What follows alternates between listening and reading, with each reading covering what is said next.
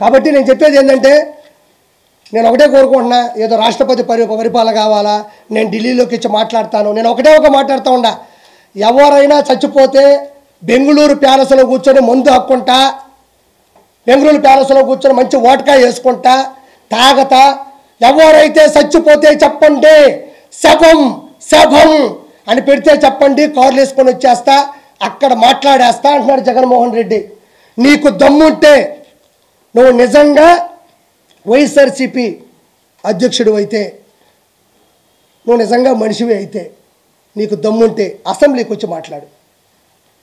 ఎవరన్నా చనిపోతేనో ఎవరన్నా బాధలో ఉంటేనో అక్కడికి వెళ్ళి చనిపోయినోడేమో వైఎస్ఆర్సీపీ, చంపినోడేమో టీడీపీ అని మాటం కాదు. జగన్మోహన్ రెడ్డికి కలేజా ఉంటే దమ్ముంటే, ఒంటరిగా గెలిచాను, ఒంటరిగా పోరాడాను, ముగ్గురు వచ్చి నా మీద పడ్డారు అంటున్నాడు కదా.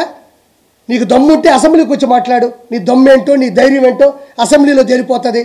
ఎందుకు అసెంబ్లీ నుంచి తప్పించుకుంటున్నావు? నిన్ను ఎవరన్నా కొట్టారా, ఎవరన్నా తిట్టారా? నిలదీస్తారు.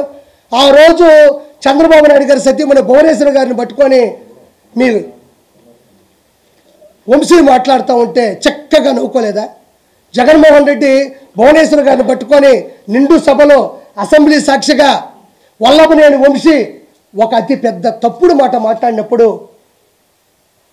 అందరూ ఖండించారు. వైఎస్ఆర్సీపీలో ఉన్న సామాన్య మనుషులు కూడా ఖండించారు కాబట్టి 11 సీట్లు వచ్చినాయి.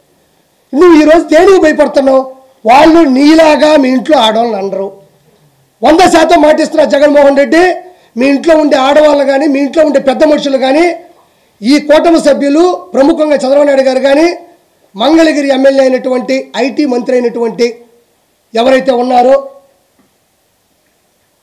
లోకేష్ గారు కానీ, డిప్యూటీ సీఎం పవన్ కళ్యాణ్ గారు కానీ, ఆడవాళ్ళ గురించి అయితే 100% నిండు సభలో తప్పుగా మాట్లాడరు.